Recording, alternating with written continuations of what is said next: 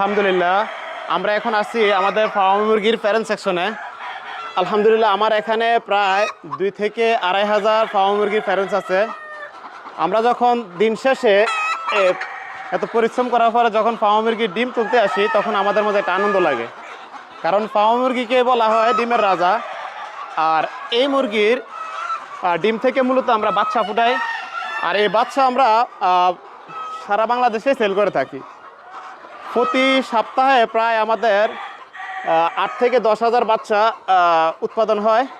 আর এই বাচ্চাগুলো মূলত আমরা সারা বাংলাদেশেই দিয়ে থাকি।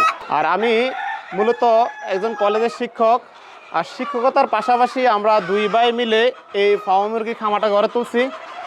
এখান থেকে প্রায় আমরা আলহামদুলিল্লাহ ভালোভাবে একটি সফলতা দেখতে পাচ্ছি।